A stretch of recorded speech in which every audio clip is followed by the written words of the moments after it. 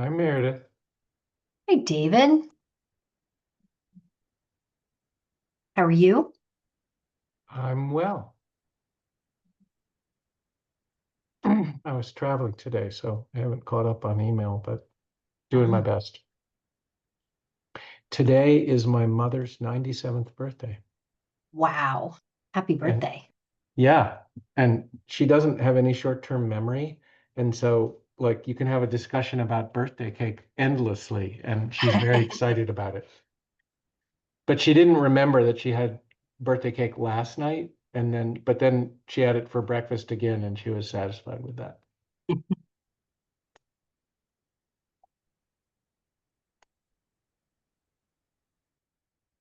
And she had lobster for breakfast too. Very decadent birthday breakfast. Okay. Who gets lobster for breakfast? My mother, because it's her 97th birthday today. Fantastic. That's wonderful. Yeah. That's wonderful. And birthday cake. First, she said it was a little too, she thought that was too sweet and she wouldn't have it, but then she changed her mind and had it for breakfast. Well, any any meal is good for birthday cake when you're 97. Yeah. And probably also lobster. Um, yeah, yeah. And she had a very special birthday cake too, but I don't know if I can to keep admitting people. Okay, I'm going to be quiet here.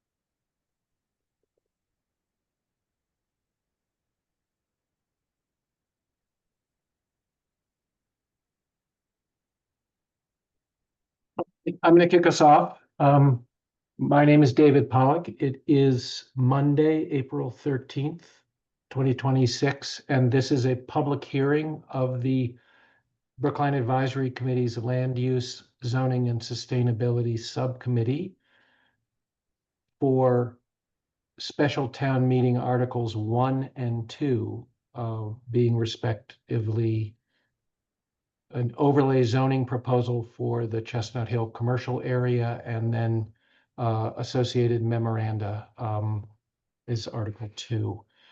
We have a quorum of the subcommittee present, including Brian Ladd, Lee Selwyn, Kelly Hardebeck, Carlos Riduejo, and Linda Pelkey. And I don't see John Doggett yet, but perhaps he'll join us.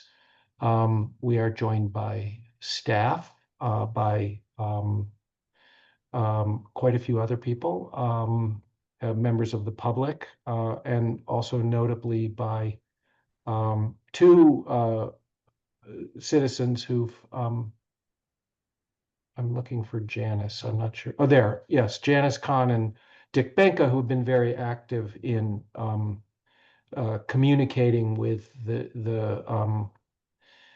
the chairs of the committee, with Michael Rubenstein and Michael Sandman, and with staff with contributions, amendments, proposed amendments. We're also joined by, I see Cliff Kensington and Jennifer Topazo Gilbert, who are from City Realty and Representative, who are the subject of the agreements for Article 2. So people have been working very hard on this for a very long time, including two members of subcommittee, Carlos and myself, who've been on the Meredith's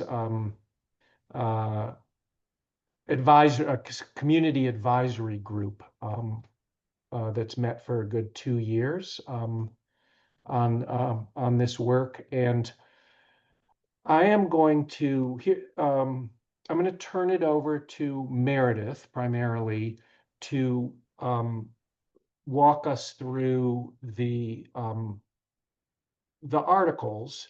And I would first just like to ask subcommittee how Carlos and I are quite familiar with all this material. Many people on this call are quite familiar. Not necessarily everybody from subcommittee is.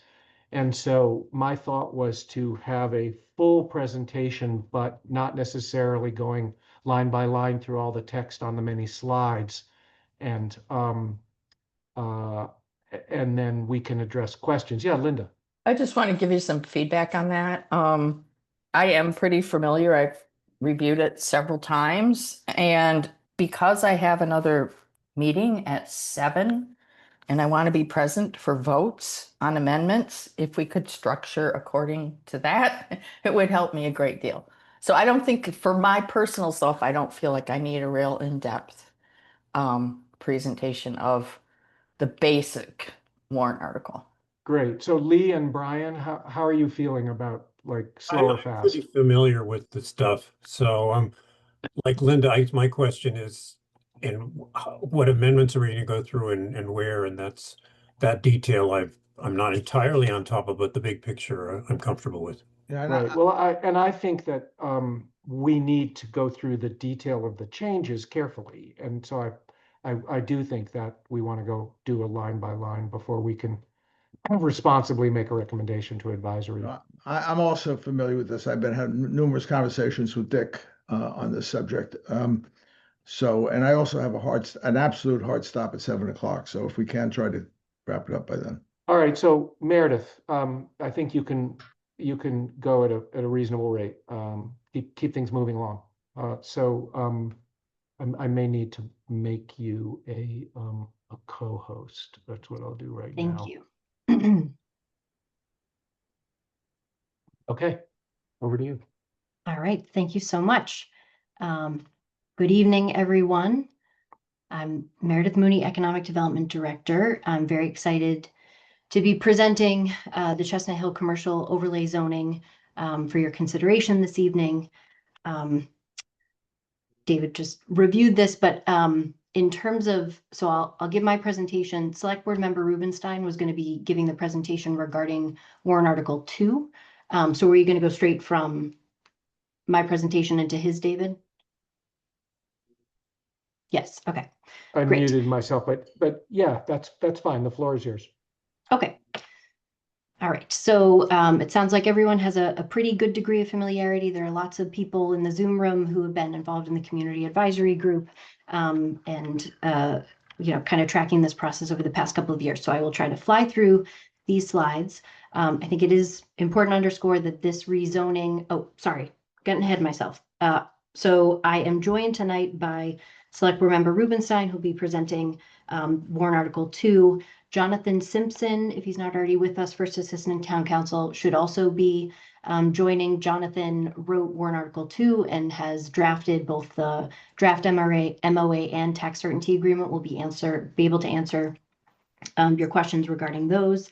And then also wanted to acknowledge Kara Bruton, Planning Director, as well as Maria Morelli, Senior Planner from the Regulatory Division, who has been very involved in helping develop and finalize this zoning as well as the design guidelines. So the rezoning that we're presenting tonight emerged as a recommendation from the Chestnut Hill Commercial Area Study. That study had two leading objectives. First, to incentivize significant net new commercial tax growth and to enhance the livability and identity of the Chestnut Hill commercial area. The Chestnut Hill Commercial Area Study has its origins in the 2005 comprehensive plan, which recommended creating a district plan for the Chestnut Hill commercial area and looking for more opportunities to incentivize mixed use and sort of grow the commercial tax base in Chestnut Hill. And there was particular comment regarding opportunities to rezone what's currently the Office 2.0 district, which is a very restrictive form of zoning to enable office use. This is an overview of the various components of the study. Tonight, we're going to be presenting the rezoning. There's also a companion set of design guidelines that the planning board will be using to review applications that come through this overlay zoning. The planning board did approve those design guidelines, which were included in your packet for reference at their meeting last week, subject to town meeting approval. So it's an overview of the process, which many of you participated in, so we don't need to spend a lot of time on this slide. But there were various public meetings through the Community Advisory Group. The Economic Development Advisory Board formed an ad hoc subcommittee. Select Board received regular updates. And then we also had several check-ins with the Housing Advisory Board and Planning Board in the lead up to presenting this warrant article for town meeting's consideration in May. So I did want to acknowledge, as David mentioned at the start of this, in the introduction, there were several members who served on the Community Advisory Group where we were presenting regular updates on the study and receiving input and guidance from the people included on this slide. David, Carlos, thank you for your service participation on that. Ken Lewis, who's also here, served on that advisory group, and it was chaired by former Select Board member Mike Sandman, who I believe is here this evening as well. And then Select Board member Michael Rubenstein was the designated Select Board liaison for that study. So just very quickly, I think everyone here is pretty familiar with the community issues, but this is sort of a high-level summary of the key issues that were discussed within the context of the community advisory groups and that we heard a lot about during public comment and the outreach and engagement. There was a lot of interest in cultivating, really successful ground floor retail in the area that was aligned with the neighborhood needs. So, there's really drawing a distinction between sort of the high-end, more luxury offerings at the street with sort of the everyday needs of the neighborhood in terms of, dry cleaning services, hardware store, and then also an interest in having ground floor retail that really lends itself to building community, which would be, coffee shops, restaurants, bookstores. Preserving the character of Heath Street was very important. I don't know if you've had the opportunity to walk around the Chestnut Hill commercial area, but there's a really dramatic difference in the character and pedestrian experience from Boylston Street, just going 2 blocks in to Heath Street. Heath Street was a lot quieter, leafier, and there was a real interest in trying to shelter Heath Street from as much of the redevelopment impacts as possible. Height and density that we feel is required for economic viability, particularly in the western portion of the study area, was definitely a hot topic area of concern for neighbors in terms of the visual impacts and potential traffic impacts in the neighborhood. And then improving the pedestrian experience and multimodal safety within the 2 or 3 years as we were preparing to launch the study and working on the study, there were 2 pedestrian deaths in the study area or just outside of the study area. So making this a safer place for people to come and go across Boylston Street, and on foot or on bicycle is certainly a priority, and what we think is really important in terms of making those improvements to support the long-term success of this area from an economic development perspective as well. We did draw upon technical expertise, various consultants, as well as members of the Economic Development Advisory Board's ad hoc subcommittee that was formed to help staff develop the policy recommendations that are reflected in this zoning. So we worked with RKG Associates. They conducted a real estate market analysis. They also developed a fiscal impact model that we were able to input different mixed use scenarios just to ensure that, we're meeting the objectives of, really growing that commercial piece of the tax base. Economic Development Advisory Board members, Ken Lewis in particular, did a lot of work in terms of developing financial feasibility models, doing some additional analysis, making sure that the town was appropriately protecting itself within the zoning framework. And then we had the benefit of, particularly in the EDAB subcommittee meetings, discussions and gathering input from local developers and property owners about issues that were kind of unique to their properties and then what was top of mind for them in terms of factors they felt could impact financial feasibility of redevelopment. And then finally, we worked with Sasaki, which is an urban design forum, to develop the design guidelines. These were the members of the Economic Development Advisory Board. George Cole was the chair. Mark Barrere, Ken Lewis, who's here, I think George and Cole are both at this meeting, served on that subcommittee, as well as Sandy Silk. So big picture, we're looking to encourage development that is going to have high impact economic development potential, that's going to help the town raise revenue, that's going to improve the Chestnut Hill commercial area, bring more activity, vibrancy to the area, really help it meet the potential that was identified in the 2005 comprehensive plan. And then, through promoting mixed use development, advance the town's housing and commercial development goals simultaneously. So the vision for this zoning in the Chestnut Hill commercial area is to create a vibrant, dense, walkable, mixed-use neighborhood with high tax-generating commercial uses. And these are some renderings that were developed by Sasaki, sort of as part of the design guidelines package. So the overlay zoning seeks to provide a clear, predictable framework for developers that supports economic development, that encourages mixed-use development, improves the public realm, and that's carefully reviewed through the town's existing design review and special permit processes. So this is an overview of the study area. I don't think I need to spend any time orienting people as to where we are in Brookline on this map, but this is the base zoning. Just to underscore, we are proposing overlay zoning. There aren't any proposed modifications to the base zoning. We're just creating sort of an alternative development pathway for developers if they're interested. So on the western side of the study area, this is currently zoned as Office 2.0. This is the Chestnut Hill Office Park. In the red color, this is the General 2.0. And then as you move eastward, the underlying zoning becomes a little bit patchier. So it's a mix of multifamily in this mint green color, General 1.0, and the 0.0 numbers indicate the maximum FAR. And then in the purple, you see two family uses. So this is a quote from one of the property owners in the study area who recently submitted a letter of support regarding the zoning. And I did include this excerpt from that because I do think it speaks to sort of the main motivation in redevelopment and sort of being able to provide opportunities, incentives for property owners to think more seriously about investing in their properties. So, the statement about under the current zoning, there really just hasn't been an opportunity or incentive to pursue meaningful redevelopment or reinvestment in the site. So John Salvatore from Salvatore Capital Properties, they own several properties in the study area. This is an overview of the existing uses. You've got general office and the Office 2.0. The gray indicate surface parking lots, of which there are several throughout the study area. And then along Boylston Street, you have, commercial retail uses. And then along the backside and Heath Street is more of a mix of the single multifamily homes. So just we'll move very quickly through these slides, but the study area is about 27 acres and includes about 60 properties and 30 storefront businesses. It's seen a lot of 40B activity recently. So here's a photo from several months ago while 1180 Boylston Street on the corner of Hammond and Boylston was under construction. So these are just some different perspectives. If you haven't had the opportunity to walk around the study area, these are just sort of glimpses of different corners of the Chestnut Hill Commercial District. These photos are along Boylston Street, just showing sort of the changing conditions. As you move from the west to east along Boylston Street, change in sidewalk conditions. Photo of a surface parking lot, one of several. Sheep Street, you can see 1180 in the distance and how it's really established a new height precedent in the eastern portion of the study area.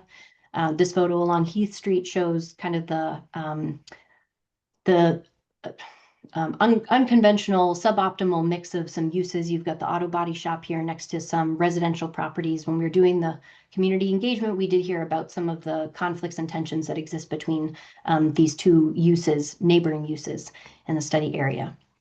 Again, perspective of the new development and how it's kind of changing the character of the eastern part of the study area. Along the Heath Street side of the 4.0 proposed subdistrict, a lot of that spans the Holy Hood Cemetery.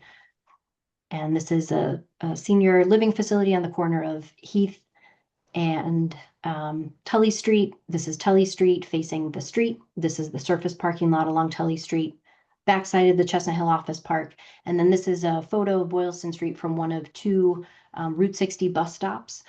So this area is served by both the Route 60 stop, it's here, then there's one closer to Hammond and Boylston Street intersection, and then on the outbound side, there's a stop at the street.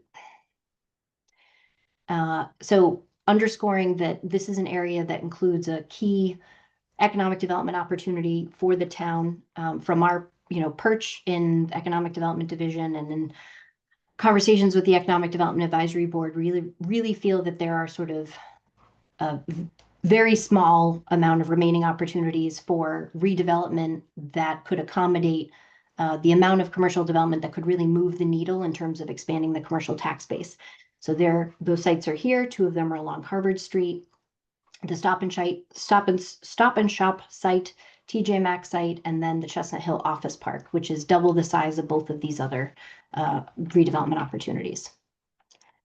So again, just going very quickly through the key zoning components, this is an overview of the proposed sub-districts within the study area. There are 4 of them going west to east. So you've got the Chestnut Hill 4.0. The 4.0 references the proposed maximum FAR. So the 4.0 district is what we'll go into the profiles and the description a little bit farther on in the slide deck, but I did want to point out that the 4.0, we do make a distinction in several parts of the zoning between the west block here and then the east block between Tully and Holly Lane. And then the reddish color here is another commercial subdistrict, the 3.0, and then we've got neighborhood mixed use in purple, and then on the north side, we have the proposed transit-oriented sub-district, which is about a 5-minute walk from the Chestnut Hill T-stop on the green line, which is over in this direction. These are the proposed maximum heights within the study area. So the height is sort of concentrated in the 4.0, more around Tully Street, and then it steps down as you get closer to Hammond.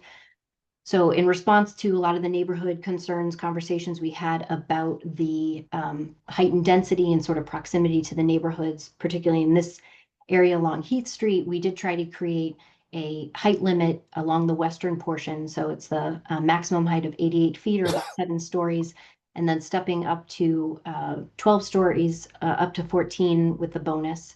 And then along Tully Street, there's a height buffer just to make, not create a canyon effect along Tully Street. And then on the eastern portion, stepping down to 7 stories, as you transition to 7-story height for the 3.0, and then the neighborhood mixed use, the maximum height of 4 stories up to 6 stories with the bonus, and then across sort of matching the maximum height in the 3.0 transit-oriented subdistrict, maximum height of 7 stories, stepping down to 6 as you move north towards the more residential areas along Hammond Street.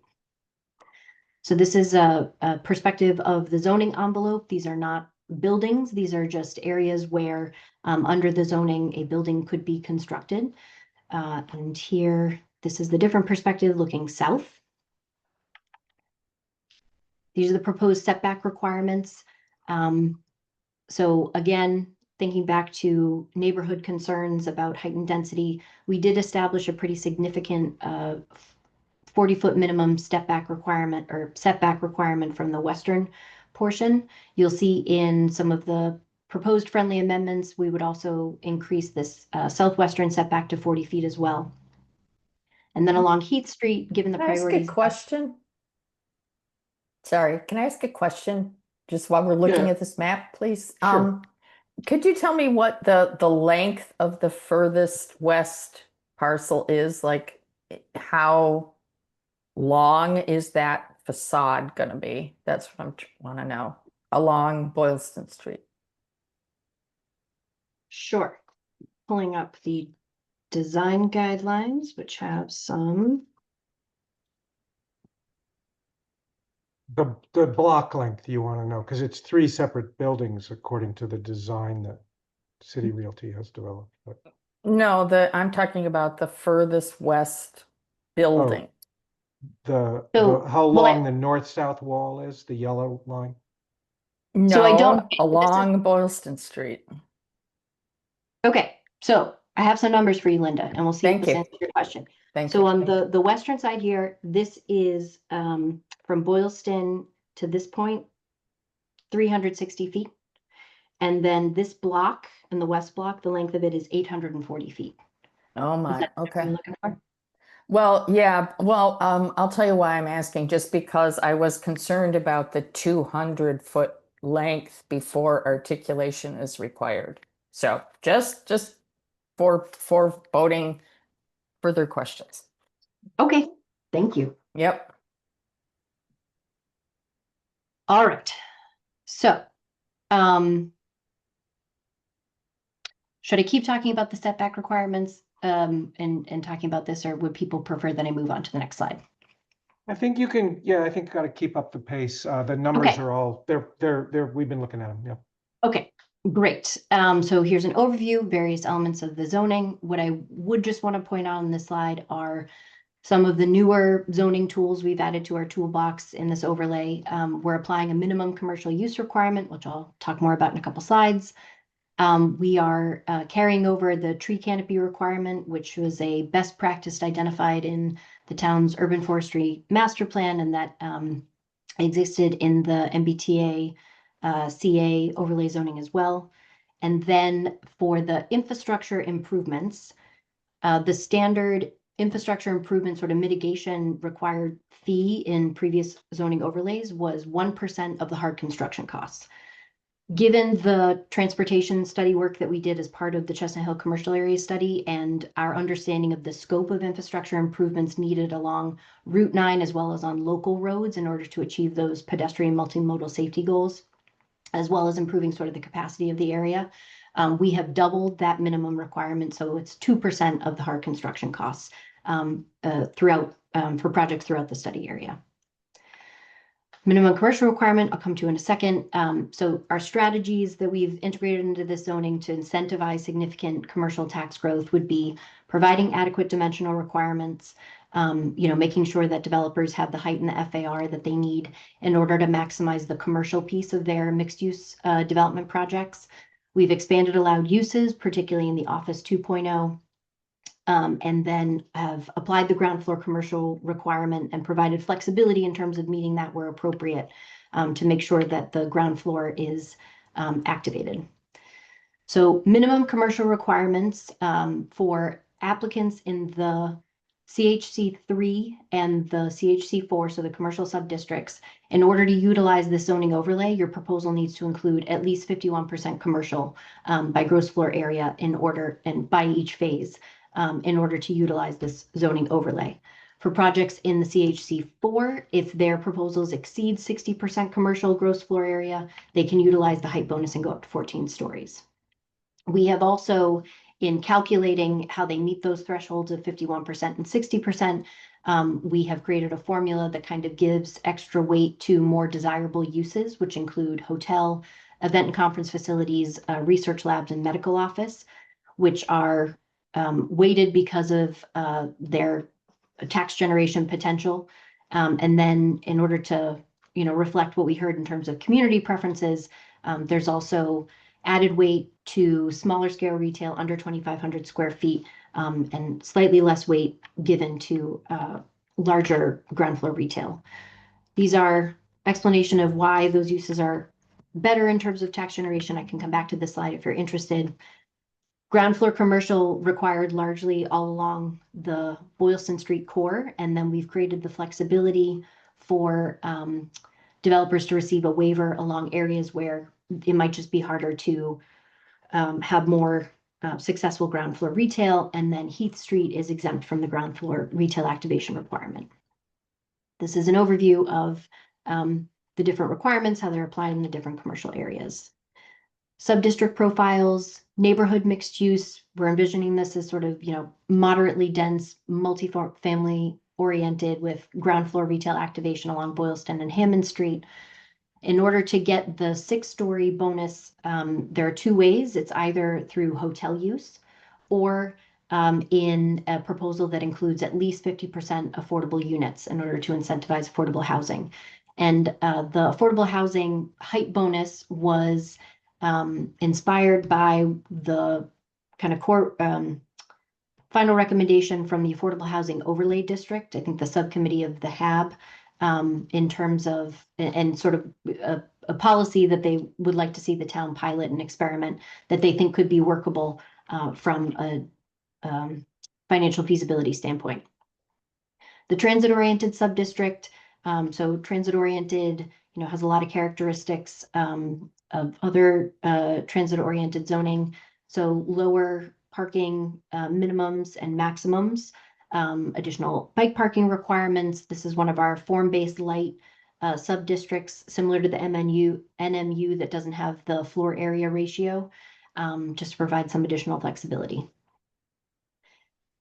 And so the commercial 3.0, commercial oriented, we think that, because of its frontage along Boylston Street, that this is one of the blocks that really would lend itself well to more commercial oriented mixed use development and provide some transition in terms of the heightened density between the 4.0 and the rest of the sub-districts. And then the 4.0, this is really the high impact economic development area. We're envisioning larger, denser campus style development. That being said, there is sort of like an alternative pathway for developers that might be more interested in more infill as opposed to a larger campus style redevelopment. So we've accommodated both in terms of the zoning. And this is a perspective from Heath Street of the 4.0. I mentioned the design guidelines. They're there as a reference document for the planning board to use as they review applications that come in under this zoning. And the intention is that they're, there to provide and promote a cohesive district-wide commercial area character and aesthetic. And I did want to underscore that all applications through the CHC overlay will go through design review, and the planning board has the option to appoint a design advisory team for any of those applications. And so Town Protections Select Board member Michael Rubenstein is going to go into more of the contents of the MOA. I did just want to give an overview here and draw your attention to, to back up for background. In parallel with the study process, we've also been reviewing a redevelopment proposal from City Realty, owner of the Chestnut Hill Office Park.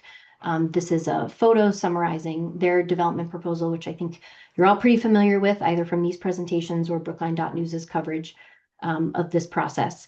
And the estimated net new tax growth is currently pegged at about $5.6 million. And just as a point of comparison, I did want to share the EDAB sponsored commercial tax revenue that the Economic Development Division keeps tabs on every year. So the blue bars are property tax, orange represents rooms tax revenue. And over the past several years, these combined have been about $8 million, with the property tax number kind of steadily growing. And then for additional context, these are by property, these are the annual property tax yields for those EDAB supported projects. And I did just want to call out 10 Brookline Place. This is just a portion of an expansion project or something from a while ago, but the 10 Brookline Place generates significantly more tax revenue. So I think 10 Brookline Place would be at the top here with, 2 million or northwards in terms of annual tax revenue. But Can in I terms ask of a question? When you estimate these tax benefits, are you also offsetting that by any additional cost that the town is going to incur as a result of having to service these developments? And for example, if there's residential, additional school spaces and things like that? Yes, great question. And then I will. I can Oh, I yeah, can also Michael. take that up when I give the presentation on Chestnut Hill Office Park. Okay, so this is my last slide, but you can see top property tax generating. You've got the medical office buildings at Brookline Place, 1.6 million. I think 10 Brookline Place is somewhere in the neighborhood of 2 million. And then it's all hotels ranging from about $500,000 with the AC Hotel at Cleveland Circle, and then up to $1.4 million from the Marriott Courtyard in Coolidge Corner. And so I think we'll come back to the proposed changes. We'll go over to Michael's presentation. David, before we go on to the warrant article 2, I think we should have a couple of questions on warrant article 1. Okay, I we have- are going to do a careful, we are going to go kind of do a more of a line by line, looking at all the amendments, but, and. Yes, no, but before we even go to the amendments, I think it would just lose track of all the information that had just been given and also some of the substantive discussion. So I would like to ask a couple, or at least give a comment and ask a couple of questions, if that's possible. Well, I prefer, at this point, I would prefer questions to comments, but you have the floor.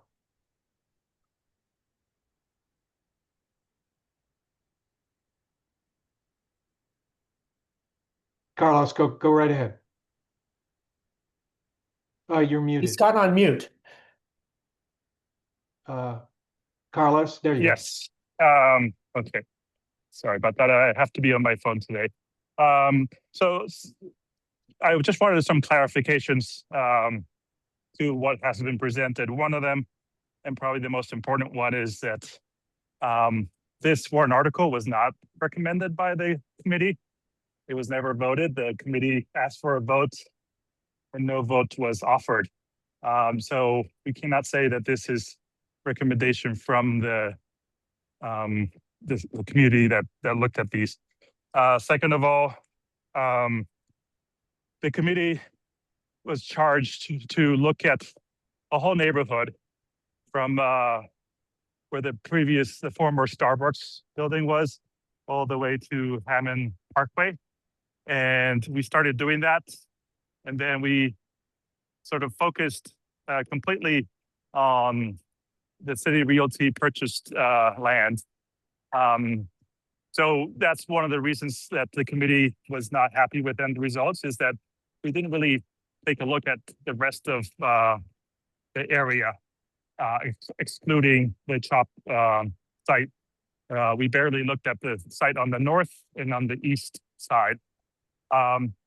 Then the third comment really would be the charge originally for this committee was to increase the commercial activity or the commercial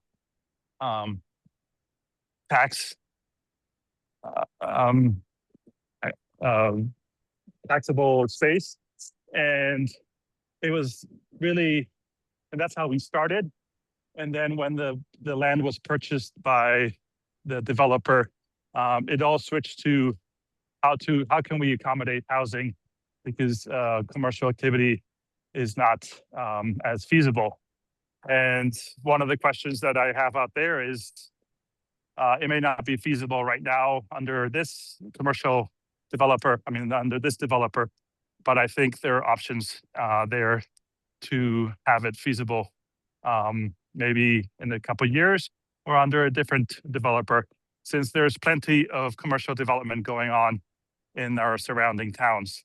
And then the other point to also be aware of, the traffic study that was mentioned, is when we asked the DPW about the traffic study, their response, and this was during and you will all remember this was during the budget hearing and CIP reviews. The response was that all this project is so far in the future that we haven't really looked at the traffic study or what to do with the traffic, since it has to go through DOT and the city of Newton and so forth. So we don't know what the traffic solution will be. And the traffic study was done off school hours or school season. So in many ways, it doesn't actually reflect the true traffic on the site. Courtesy today, I was driving down from Wegmans down to Brookline, and it was at 3 o'clock. There was a ambulance that was trying to weave its way through in front of this site. And it took it 10 minutes because there's so much traffic and it has nowhere to go. So I think the fact that the traffic study is flawed, it has something that we really should look at, because we obviously are going to be adding more traffic by this project, no matter how much is transit oriented.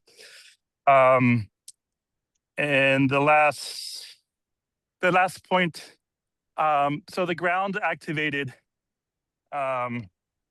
commercial area or commercial space, we really need to think about that very carefully.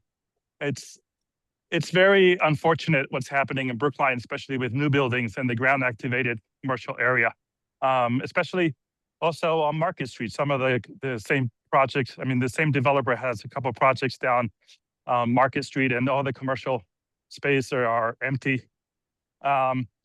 And we just heard the other day that 6 Brookline Place or 4 Brookline Place, whatever the number is, which has been waiting for a restaurant for a few years now, is actually trying to amend the special permit so that they can put medical offices in that space.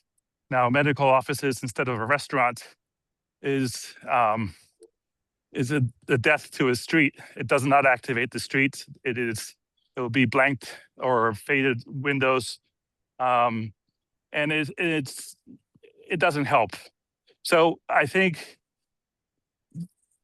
we really need to, if we want these projects to be successful for the neighborhood, we really need to activate and make sure that this ground commercial space is retail or restaurant style, and it does not become commercial, medical offices or dentist offices or whatever they may be. Even a bank or a phone company store has more traffic and more appealing than a dentist office with blanked out doors. So those are my overall comments. Right. So Carlos, and I'm just gonna let it go. Carlos, you've Yep. been on this committee with me as chair for a long time, and you know well that I'd like to hold commentary from subcommittee members until later Yes. in the. And you But this just is a very spent complicated- many minutes giving us pure commentary. You said you were going to ask questions. You didn't ask any questions. Well, I mean, the we'll question take your. Well, I the didn't. question I have is, does once the value of the land, does it go up in assessment and assessed value once the zoning is passed, or does it go up in assessed value once the building and commercial activity is introduced? We've had that conversation in subcommittee previously, and it's a question that really should be answered by the assessors. But as I recall, that when we have asked the assessor that question in the past, he has told us that it goes up when the value of the development goes up, and that he doesn't reassess based on the zoning. Exactly. So yeah. something has to be built before it gets reevaluated. Right. But okay. Yes. So Thank you. Linda, you've raised your hand. If you have a question. Yes, I have 3 questions. Okay, why don't let's get them all out. I'm very conscious of both you Yes, and me, and I said we're on know, a clock I here. know Yeah. it's time, but I heard Meredith describe the neighborhood mixed use and the transit oriented, whatever the M stands for, as being form-based light, and they have no FAR, and I'm at a loss as to what to point to that makes it form-based, other than you have a height and a setback and maybe step backs, but I don't see that. I don't see that being form-based light, and I just wonder if other members on the committee are concerned about the no FAR. So that's one question. The next question is the kind of sneaky, well, let's not call it sneaky. Let's be more optimistic. Let's call it it's kind of obscuring what's really going on, having this multiplier. And if I'm I just want to know if I'm understanding it correctly, and maybe if there's an example. So you're trying to get to a percentage of the square footage built to be commercial, say it be 51% or the 60% or whatever. And that all gets calculated, but it's not really just the square footage, it's the multiplied square footage if it is a certain use. Do I have that right? Yes. Okay, so it seems by having a multiplier of 1.5, you could conceivably have a building that has a very low percentage, maybe even 25% of commercial. I don't know. See, that's why I'm asking if there's an example of this. Well, Because 25% doesn't math out to get to what it would be 38% multiplied by 1.5 would get you to 51%. Or what, maybe that's not the right. well, yeah, I number mean, either, what but- is the actual minimum is really what I want to know. And I think town meeting deserves to know, because I just find this really challenging and overly complex. And I think the math to hit the 60% for the bonus of a hotel, Mhm. if you multiply times 1.5, then it would need to be 40% of this GFA would have to be hotel, or one of those 1.5. Is that right, Meredith? To get the 60% That credit? sounds right. Yeah. So that's how the math would work. Okay, well, I find that disappointing, just put it that way. Okay. And your and third then- question? And my third question is, in looking at the design guidelines, none of it is required. I just want everyone to realize that none of it is required. It's all describing what would be nice to have. But it talks about the relationship between the shared public open space on the site and the ground level commercial uses. And I'm not seeing that on these more recent site drawings. I'm seeing the ground floor commercial being facing Boylston Street, and I don't see where, maybe it's all, up to the developer at this point, but I don't see where internally there is public open space, and whether or not that will be activated by the ground floor retail. I don't see how that all adds up. Thank you. Because, yeah. Yeah, Meredith? So in terms of the ground floor retail activation, so it's required absolutely along most of Boylston Street. Also required on the side streets of like Tully and Holly. But in recognition of the fact that, after conversations with EDAB and getting input from the existing property owners in the study area, there are real concerns about the potential for ground floor retail to be successful in some of those areas that don't have the visibility from Boylston Street and being able to attract and retain tenants. So we did create the flexibility where they could receive a waiver from that ground floor commercial requirement. So ideally, we would like those streets to also be activated by ground floor retail, but we built some flexibility into that. And then in terms of the question regarding the activation, so the ground floor commercial requirement is also applicable to the large site open space, that we're requiring that the large site open space and the campus-oriented development will also need to be aligned and activated by ground floor retail. So that's how we kind of fuse those two components together. And then, to your point about, the design guidelines, we, had the workshop with the planning board. And I think, they feel satisfied that the design guidelines reflect aspects of the zoning that are standards and required, and then supplemented with kind of what they would like to see within the area. That's very difficult for us to prescribe and require with great accuracy in the zoning. So, I think our objective was that we provided sort of a framework and a context that the planning board felt was satisfactory for them to, respond to applications and work with the developer through the special permit design review process, in order to achieve the goals and the vision of the design guidelines. Okay, just a clarification, and then I'm going to still ask my form-based light question because we haven't gotten to that yet. But you said something about the large parcel open space. You lost me there. So it's a certain parcel size is then required to figure out where on that site a decent size open space can be, and then the activation is supposed to be in relation to that. Yes, in terms of Okay. the activation requirements, that is specific to the large site open space. There's also usable open space and the landscaped open space. But in terms of open space that within the zoning reflects the requirement that it have a certain level of visibility and activation and integration with the ground floor retail, that's only stated in the large site open space requirements. And how many large sites are there? So City Realty site would certainly qualify for that.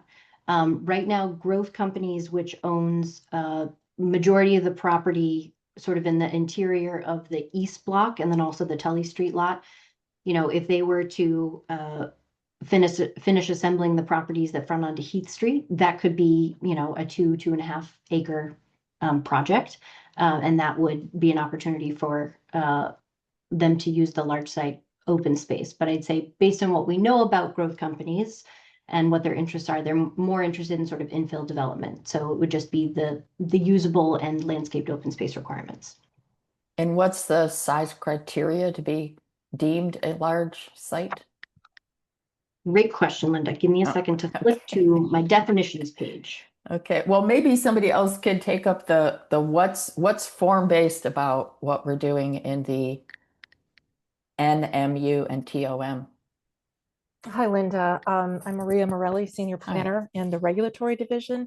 And I'm really glad to have your question, Linda, because I think a lot of the jargon floats around, and then there are people, the general public really needs to understand as well as you do. But to get really precise, just to give us a base, a reference, floor area ratio is simply gross floor area divided by the lot area. So it's a simplistic tool that just gives you a ratio that's dependent on the size of the lot, whether it's 20,000 square feet or 40,000 square feet. Yeah, we know. I know you don't like that. it. So, but in comparison, the form-based zoning light, and I'll get to why we call it light, is concerned about not only the volume, the height, and the overall, width and footprint of the building, but also it targets where the volume needs to be reduced. So FAR doesn't do that. It just says, this is the overall, massing for that particular lot, but it doesn't indicate where we would need reduced volumes. It could be in relation to an abutting 4-story district or 2-family district or a sub-district that is a lower density. And that's exactly what the form-based zoning light does in Article 1. It specifies where those upper floor step backs need to be, not just the ground floor step backs. What we've contemplated in this entire district are really, except for the campus style in CHC4, is more or less block scale buildings versus house scale buildings where you have a lot of space around the structure. So block scale means we expect little to none side yards. It almost looks like these buildings are touching. And we really want to have that open space, say, if it's in the rear or maybe deeper front yards for a better, say, walking experience. And then most importantly, those upper floor setbacks or step backs to mitigate the scale and then have it relate better to the abutting district. The other thing that we call it form-based zoning light. This is an approach that some communities do. They don't have the full on form-based zoning that like we did for Harvard Street, but they have a hybrid approach, which is to have design guidelines. And that's something that Brookline is very comfortable with. The design guidelines speak to what we call a tripartite arrangement. So you have your base, which is your ground floor, that has a certain design standard for ground floor retail that's very activated for the streetscape. You have a middle, and then you have a top, which again adds some punctuation to the building and perhaps some setbacks. So that in a nutshell is what we mean by form-based zoning light. And it's kind of a hybrid approach with the guideline approach that Brookline is most familiar with. Is that helpful? Yeah, I would say my initial reading of the step backs they're inadequate. So anyway, we can move on from that. I understand what you're thinking means form-based zoning now, so I'm okay. Great. Meredith. David, just to circle back on Linda's other question. So in the zoning under section 14 open space, so for the CHC4 sub-district, there's a minimum 50% of the lot area that needs to be landscaped open space. And then for projects greater than 2 acres, an additional 5% of the lot area should be dedicated as the large site open space we were just talking about. And do those parcels also have the tree canopy requirement? They do. Well, so they had the option, as the zoning is currently written, to have a portion of that tree canopy be payment in lieu, but as a friendly amendment, we're proposing that we strike that and that all of the tree canopy requirements be required on site for these larger properties. Great, I'm in favor of that change. Thank you. All right, Mr. Rubenstein. Okay, thank you very much, David. And the other, in addition to all the people that Meredith acknowledged, I would like to acknowledge her in particular for leading this effort over the last 2 years and carrying all the water from all of the buckets that have been poured onto this project. Okay.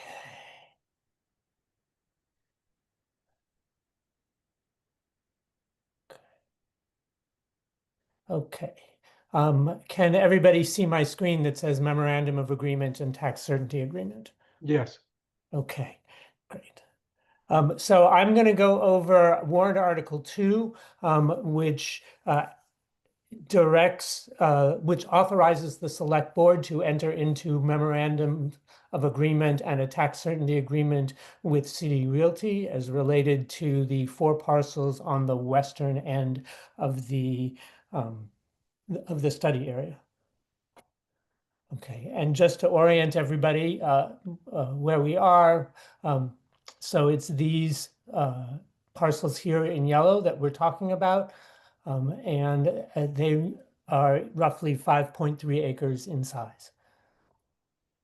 And just to give everybody a timeline, Chestnut Hill bought the Chestnut Hill Office Park in May of 2024. They had presented a series of designs to the Community Advisory Group between then and September 2025, at which point the town really began intensive negotiations on the 3-building design that the discussions had sort of settled on. So we were in discussions for modifications to the zoning and in parallel developing the memorandum of agreement and the tax certainty agreement, which I will say have not been finalized and are still under negotiation. In particular, and I don't know how much detail we'll get into this tonight. There were proposed amendments by Janice Kahn and the other town meeting members who participated in the community advisory group from precincts 14 and 15. Those are currently with staff as of today, and there's some aspects that I believe that they are ready to discuss, but I'm not going to go over those in my presentation tonight. Michael, it was just Janice. The other committee members are not, did not sign anything. Okay. To give everybody a baseline of what the project is, as I said, this is a 3-building project. From right to left, it's buildings A, B, and C. Building A is proposed to be a 14-story building. It has a half a floor of retail and about 2.5 floors of parking. Above that is a 4-floor hotel, and above that are 7 stories of condos, which have access to the amenities of the hotel. I should really say hotel and conference space. There's also 1 floor of parking below ground. The large site open space that has been discussed before occurs between buildings A and building B. So it's this space that my cursor is pointing to now. Building B is a 12-story building that has the bottom 2 floors of retail, 2 floors of parking above that, and then 8 floors of medical office space above that. And then building C, which is the farthest building to the west, is 1 floor of parking with 6 floors of rental apartments above, an additional 1 floor of parking below ground. And that building C all fits within the area of the zoning that has the maximum 88 feet height along the western side of the CHC4 West block. Okay. The fiscal impact number that Meredith gave before, 5.6, was the number that was estimated in the presentation to the community advisory group, both in October, I think, but definitely in November. We have continued to supply a variety of parameters to the model that RKG Associates developed for the town. And depending on the range of the parameters that you get put in, you get a range of between 4.2 million to $6.3 million. To Lee's question before about what's included in that number, so we reach that number by starting with the total revenue, the 6.7 to $8.6 million you see on the left. Then we subtract all of the expenses based on an analysis of our actual budgets. And then applied to the expected populations of residents as well as the businesses that would come on site. You get a total cost of services that includes schools, town services for the residential, and town services for the businesses. That gets you the total fiscal impact. And then from that, we further subtract the existing revenue that we collect from these sites, which is roughly $1.1 million, because that's not considered incremental tax growth. And that's what gets us to the 4.2 to $6.3 million. Okay, to Linda's question earlier about gross floor area and what those numbers are versus the numbers with the effective factors built in. The first point that I would like to make on this is that the intent and purpose set by the select board was to incentivize net new commercial tax growth. They did not specify a particular number. And EDAB has weighed in several times over the course of the study on what the best number should be and what other levers we can use in order to meet the goal of incentivizing net new tax growth. And so the 51% for the base zoning and the additional bonus heights allowed for 60% commercial are two of the levers that we can use. And in addition, the effective factors are also levers that we can use in order to increase the commercial tax base. Because, for example, a hotel provides excise taxes and other fiscal benefits to the town without, as significant cost of services. So it's really all of those things in combination that are put together to meet that goal. But to your question about the specifics, the overall project has, as currently planned, a 63.4% effective gross floor area percentage. That's the term within the zoning. If you measure just the square feet relative to the others, it's 46.2%. And the project is proposed to be built in two phases. The first phase is building A, which includes the hotel and the condo buildings. With these percentages here, 42.5% percentage of the square feet and a 62.7% effective commercial gross floor area percentage. Phase 2, which includes buildings B and C, has a 51.6%, just measuring the gross floor area only, and a 64.5% effective commercial gross floor area. What do you mean by effective commercial gross floor area? I must have missed that.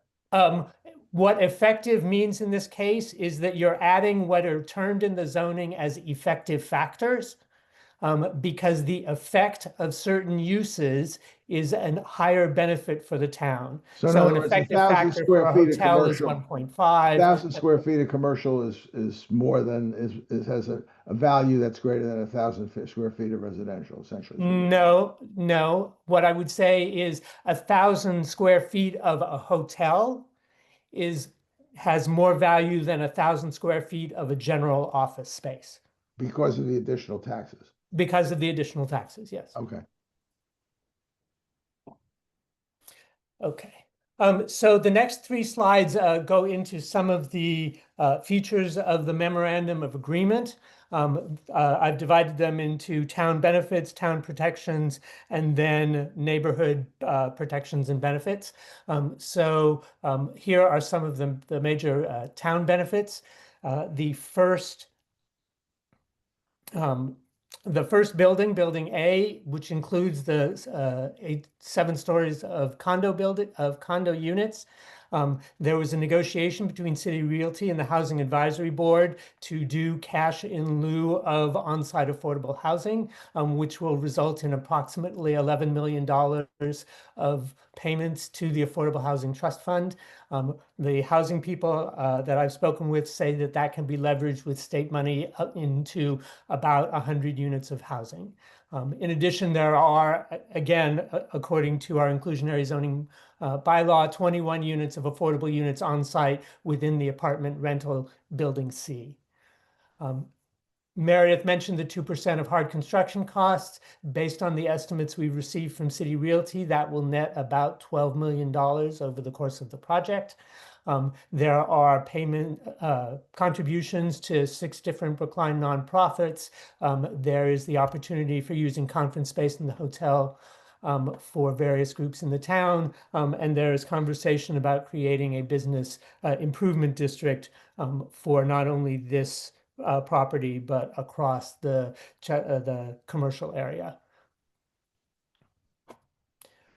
There are many town protections built into both the MOA and the tax certainty agreement.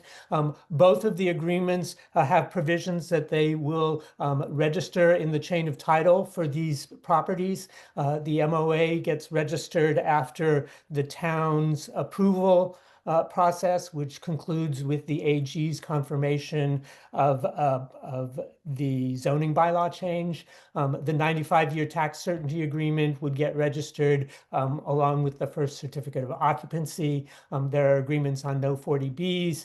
Fossil-free, fuel-free is currently within our bylaw, and they have to, all builders have to meet this for new construction, but we've strengthened the provision in case either the pilot program that we're under ends, or if the town implements stronger regulations at the time of the building permit applications. Those would also apply. Does the tax certainty agreement superior claim to relative to, for example, bank financing, mortgage financing? I'm sorry, can you ask the question again, Lee? In the chain of title? Yes. Does the tax certainty agreement have a superior claim vis-a-vis, for example, the providers of financing? Banks I would ask Jonathan Simpson to answer that question, if he's on. I am. It has never been tested, but I believe the answer would be no. No. Okay. Okay. So, for example, if the whole project goes belly up, then in bankruptcy, the town would be behind any financial liens. The tax certainty agreement wouldn't have triggered in that circumstance. The tax certainty agreement only triggers if the property is transferred to a tax exempt use. If it's simply bankrupt, the tax certainty agreement wouldn't have triggered in the first place. Okay. There was discussion of traffic. There's a transportation demand management plan with reporting into our transportation division. There are penalties in place for delays in the medical office construction. Part of the reason for this is that because of the phasing of the project, the medical office building has to be built if the residential building is built in order to meet the necessary minimum commercial percentage requirements. And so there are specifications within the MOA that say how much time could possibly go by before, breaking ground, in which case they can't get their certificate of occupancy for the residential building, or if they do break ground but they don't complete construction after a certain number of years, 5 years in this case, currently in the MOA, they would have to start making payments to the town as if they had been assessed for the full construction costs. Michael, the dollar amounts that you provided for under the tax certainty agreement, are those fixed, or do those escalate over time with inflation or tax rate increases or the like? Those would escalate over time. In what with the As changes? they would escalate as the assessed values of the properties increase, and presumably the assessed values would increase as inflation or improvements in use. How about change in tax rate, just an increase in the tax rate? Sure. If we increase the commercial tax If rate, we have an then 18% overlay with the override with the tax certainty agreement and increased by 18%. Yes, what the tax certainty agreement protects against is the transfer of this property to a tax exempt organization. So whoever owns the property would have to make payments to the town based on the assessed value of the properties, which presumably would go up over time. Does it Including, also guarantee the numbers you're mentioning, or that is under a different part of the agreement? Do you mean the tax revenue numbers, Carlos? Yes. Yes. So those numbers are estimates based on the RKG model with parameters for both the market and the expectations of what those properties can deliver based on the program that City Realty has specified. So we plugged in market numbers for hotel use and condos and residential, et cetera. And that's why the number is a range and not a fixed value. let me make sure I understand this. Okay, so Beth Israel Hospital decides to buy the building and use Okay. it for an exempt purpose. Yes. They as owner would then be, as part of, because it's in the chain of title, they would be subject to the tax certainty agreement payments. That is correct. Which would continue to escalate as if it were owned by a commercial owner? That is my deep understanding. And Jonathan, can you confirm that?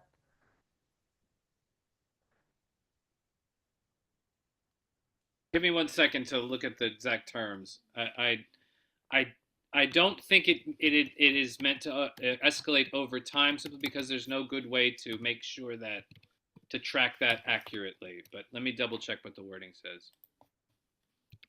I have just a basic question here. Yeah, go ahead. So the numbers presented to us as the estimate of the tax revenue, that is only the City Realty portion? That is correct. It's only the City Realty portion. And I had raised my hand a while ago because I noticed on this slide that the maximum cost of services is less than the minimum. That is obvious. Oh, no, actually that is correct.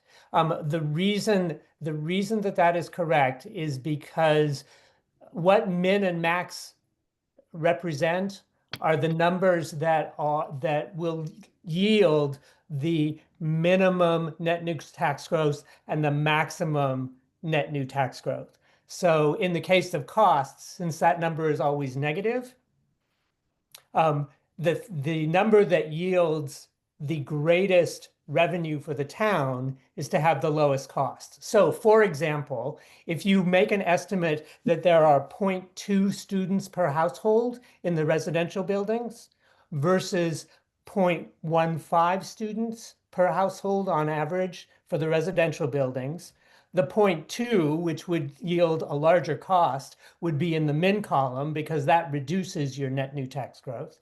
And the 0.15 number would be in the max column because that would give you the maximum net new tax growth. And what cost are you assuming per net new student for this purpose? There I would have to dig into the details of the model, which I don't have at hand. But 17,000. It's the RKG model yeah, from last year, from 2025. So follow up to Lee's question while Jonathan looks at the answer. If a nonprofit, say, for example, the Beth Israel or someone buys the property before ground is broken, how does the tax certainty, like which is the minimum, the maximum? And if they build something that is different from what is being proposed, how is that even calculated?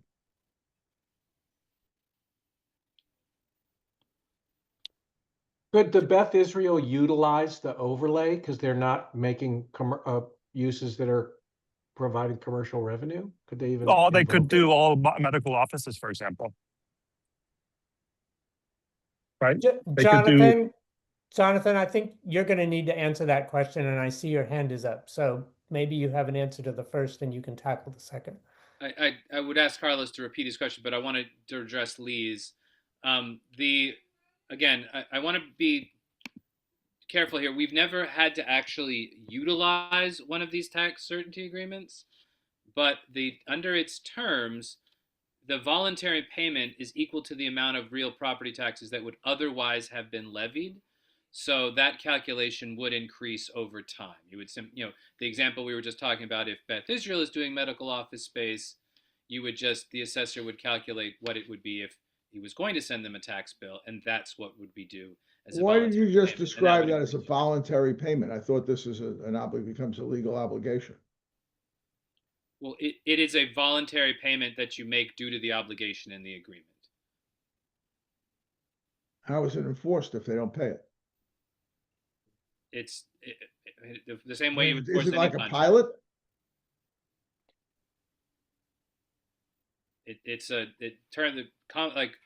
Conformance with the tax certainty agreement is a requirement of the MOA.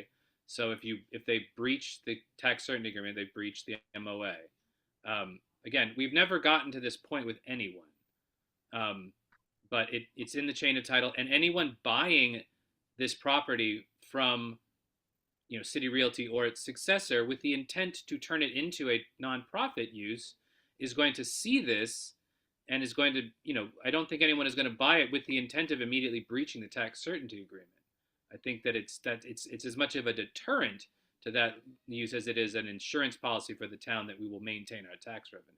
Jonathan, when you say we haven't encountered this, has anybody anywhere in the state encountered a situation with a tax certainty agreement where there was a dispute about whether it was the obligation persisted, a change in ownership? I believe we are the only municipality to utilize these. So we have no case law to support No. This one way or the other. We do not. And sorry, All right. Carlos.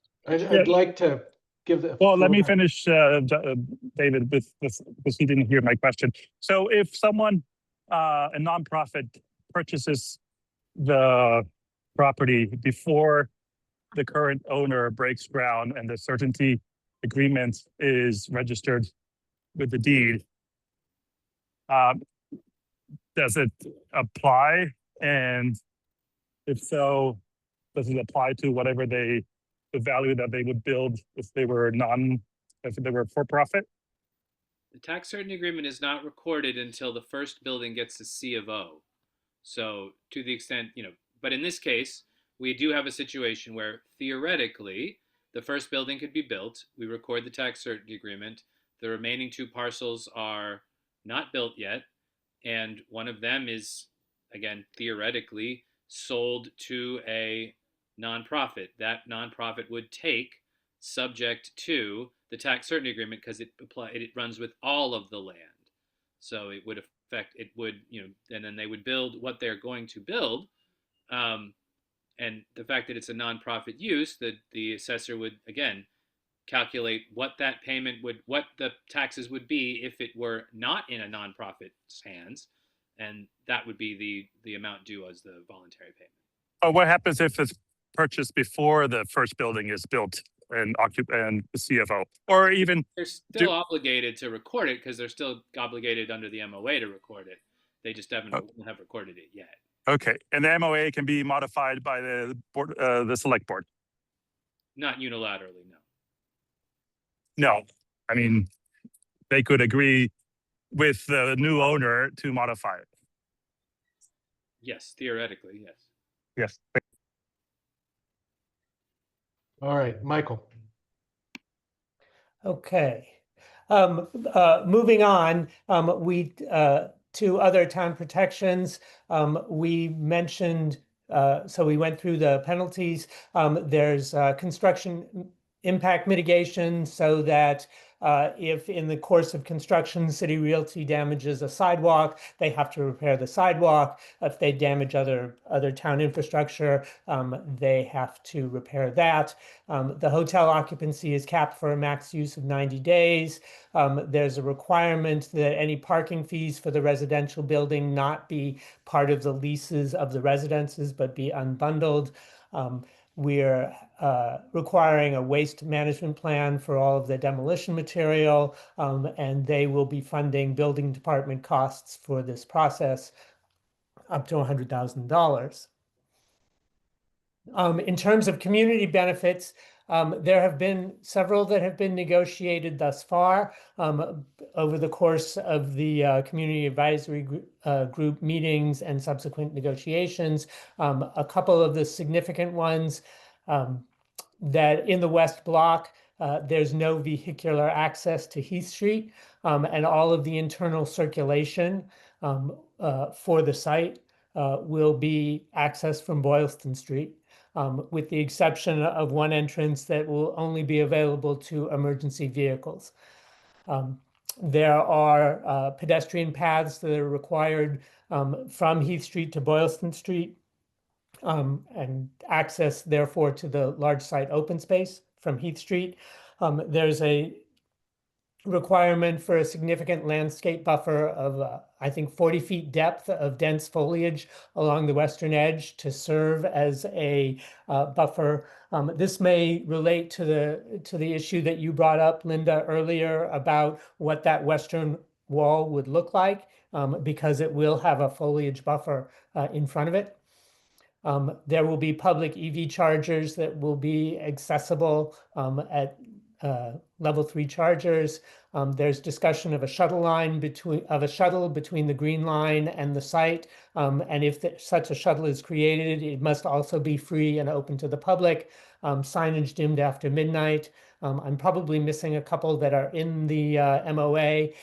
And as I mentioned before, there are significant other additional neighborhood benefits that are under negotiation between City Realty, the precinct 14 and 15 town meeting members, and the town. Okay.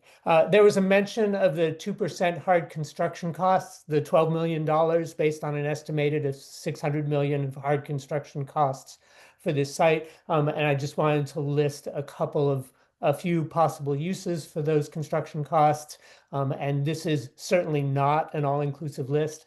Traffic improvements, design or implementation, blue bike stations, other streetscape improvements. And there's also a provision that we can use that money for public safety infrastructure. So there has been discussion of a ladder truck and equipment, which is an option, not a requirement, but it is an option for use of these proceeds. Okay, the 95-year tax certainty agreement we've talked about significantly. In addition to the property tax protection that we talked about before, there's also provision for the hotel tax protection, so that if the hotel is converted to a different use, the owner must continue to make payments to the town equal to what the hotel excise taxes would have been. And there's a relatively complex formula within the MOA that describes how those hotel taxes are calculated. Okay, this I just put in here in the deck, if you need it, a reference to all of the terms that are defined within the MOA, and that is all I have. All right, thank you, Michael. You can stop sharing your screen, I guess, for a moment. So I see a couple of hands raised. We are going to run out of time. We have 4 additional agenda items. broadly, and I just want to go over them and then we can decide how we want to proceed. The first is that the offerings from Dick Benka and Janice Kahn have of a whole series of amendments have been worked on pretty intensely for a very short period of not quite a week, I guess.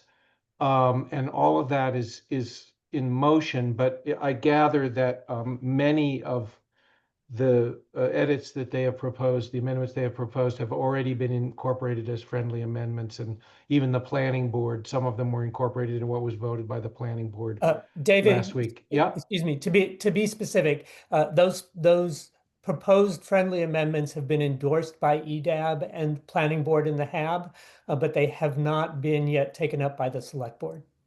So they Correct, actually because the haven't select board technically meets been tomorrow, right? Yeah. Right. So one of our agenda items is to understand both what all those amendments are, and particularly the friendly ones have been adopted.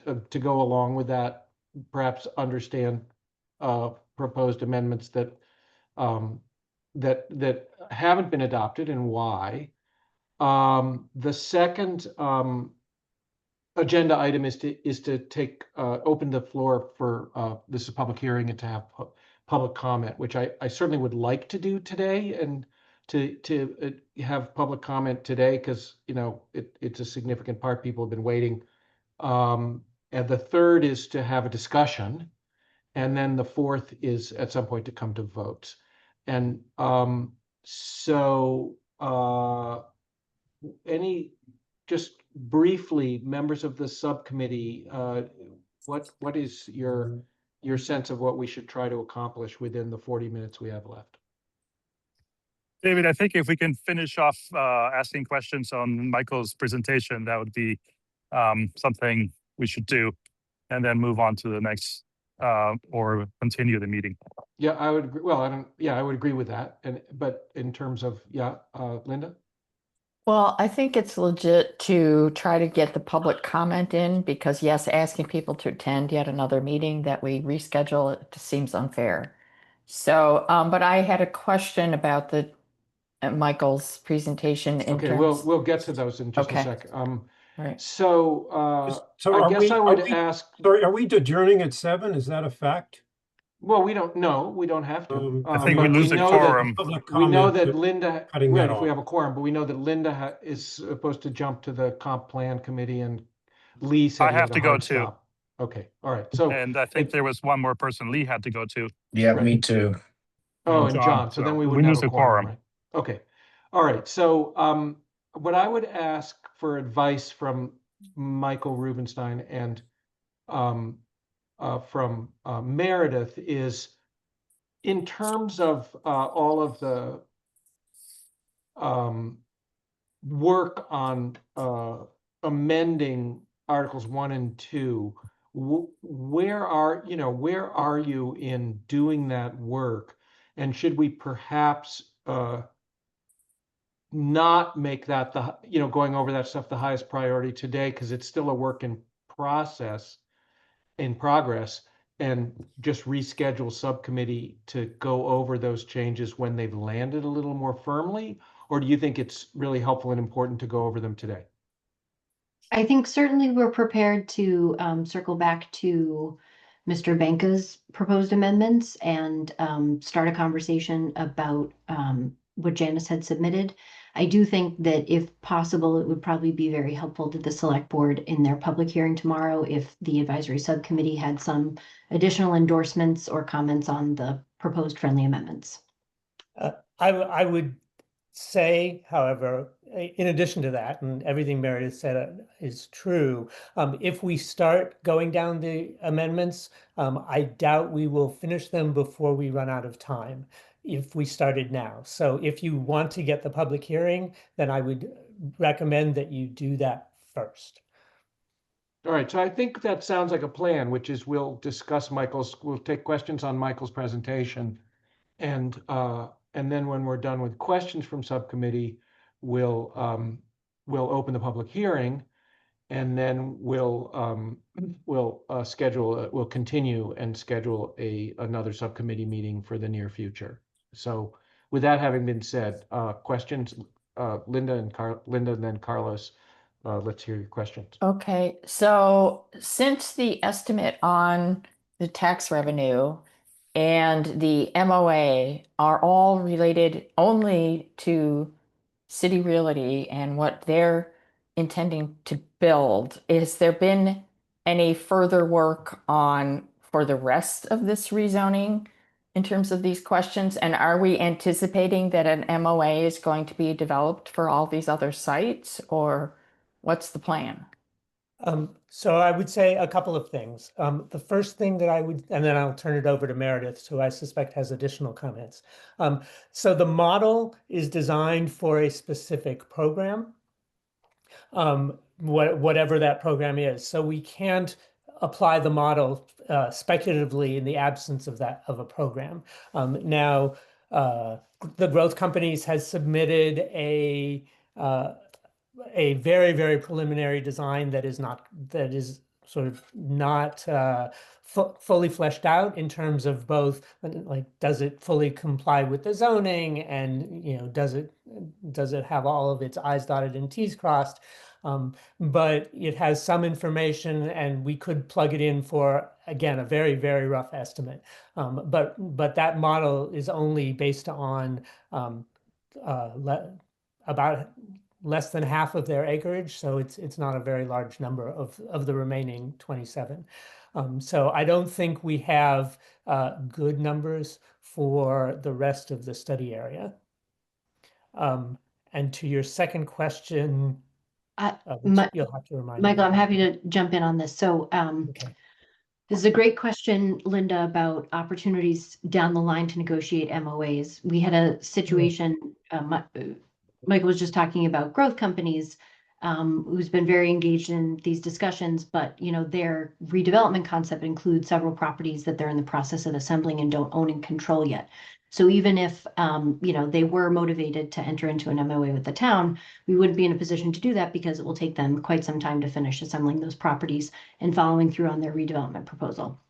What we have done is included, and I think with Janice's proposal, it could create another opportunity to create opportunities in the zoning language for the select board to negotiate with developers, because there are going to be certain areas where we know that some additional flexibility would be desirable. So the two places currently in the zoning are in the infrastructure mitigation payments for these larger redevelopment opportunities. We're talking about several millions of dollars, and it's a 2% requirement, but if developers can demonstrate they can successfully mitigate the trip generation impacts of their projects, it could be reduced by the select board in agreement with the select board down to 1.25% of hard construction costs. So, if they're having a discussion about that, that will create an opportunity for the select board to negotiate other things like an MOA and tax certainty agreement. The other place this exists in the zoning is an amendment we made just before the final warrant article language was finalized, and it's regarding the requirement for developers to follow through on the minimum commercial requirement in phase development context, where they lead with the residential and then are going to fulfill the commercial requirement in a subsequent phase. And so we're trying to have them do that in pretty close succession over the course of a couple of years. But growth companies had said that they would really need 5 in order to follow through on their mixed use redevelopment proposal. And so we created another placeholder, being subject to an agreement with the select board. The select board could provide relief from this zoning, and it would create a window of opportunity to talk about MOA tax certainty. And I think what Janice has presented could create another third sort of placeholder. So I think we're trying to balance, obtaining the protections for the town from the largest, most significant property within the study area, and then laying the groundwork for a planning framework so the area is poised for redevelopment as the Chestnut Hill Office Park is redeveloped. But not letting the fact that we don't have MOAs in place for every single property owner to get in the way of providing those incentives for redevelopment for the broader area. So this ratcheting down of the percent of hard construction costs, is that available now based on a TDM for City Realty? Yes. Oh, okay. I They didn't really- realize that. All right. Okay. It's available, but it is 2%. not, it's not part of the MOA. Yeah. So where is it? It's In spelled the out MOA, and in the MOA, it says explicitly 2%. well, then what gives them the flexibility? That's in the, how do It you was- do a that was not TDM fle- or something or? That was not flexibility that they required, so they are willing to pay the Oh, full okay. 2%. All right. All right.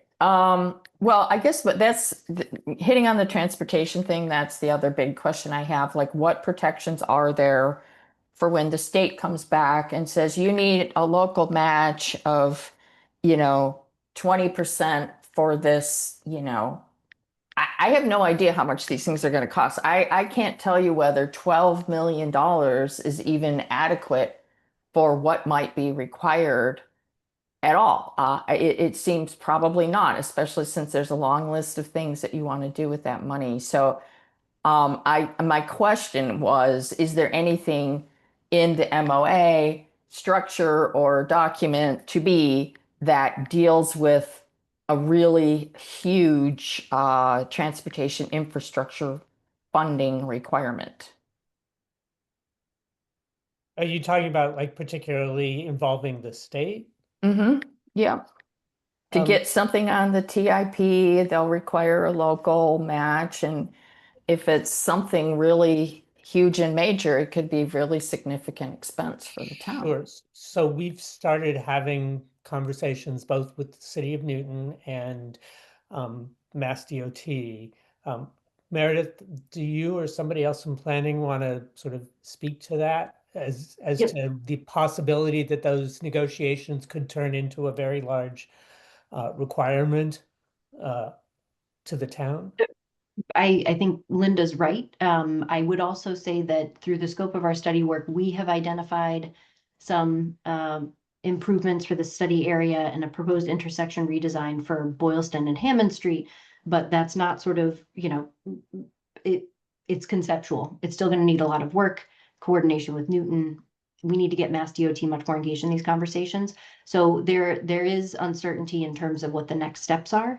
But I would say we have certainly, established or started to build up a momentum in terms of these conversations with Newton and Mass DOT that we're looking to build upon. And I'm hoping that we get some more momentum from the implementation of the zoning so that this is not a hypothetical discussion. It's like, these improvements were going to be needed in the first place. They're absolutely going to be needed now that we're anticipating additional density and trip generation. Yeah, so we're still mapping out sort of the process and next steps and how we would get something to the point of being submitted on the tip. I remain concerned. Thank you. Carlos, did you have a question?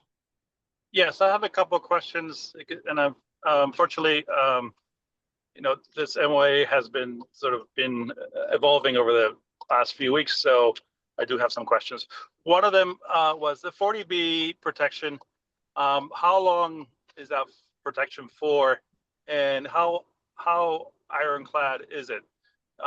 And by that I mean, if the developer demonstrates that he has tried or they have tried to do alternatives to 40B and they have not worked out because financially they don't work out or whatever it may be, can they do a 40B? It's my first question. Okay, so that is a legal detail, Jonathan. I think that we're kind of, as long as they're bound by the MOA, they can't build a 40B. But I think it's important to remember that if they walk away from their MOA and void their ability to use the overlay zoning, they can build a 40B that is multiple story, 7, 8 stories tall because of their rights under Chapter 40B.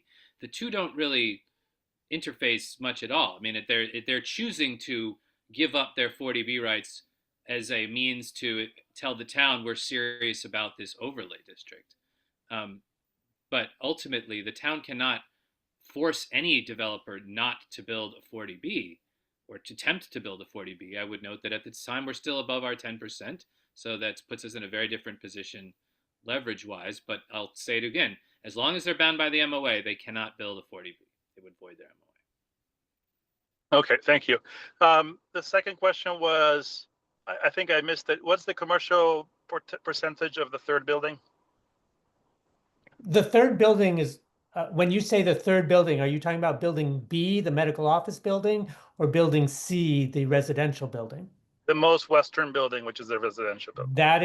That building is all residential. It has no commercial.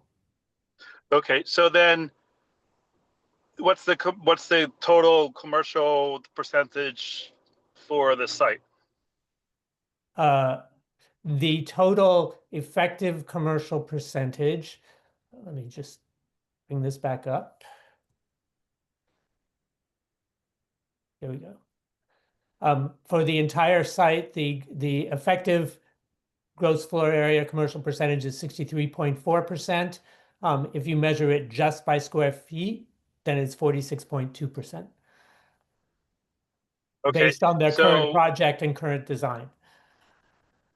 yes, and then the first building. So there are two phases. One building is the hotel. The second phase is the office building and the residential building. Yes. So are they independent of each other for the commercial calculations? When you Phase say one from they, phase what are two? you referring to? Phase one from phase two, are they independent from calculations? So for example, if phase two looks very different from phase one, from what originally was supposed to look like, because of whatever may happen in the process of the phases, does phase one still fulfill all the requirements that were set up?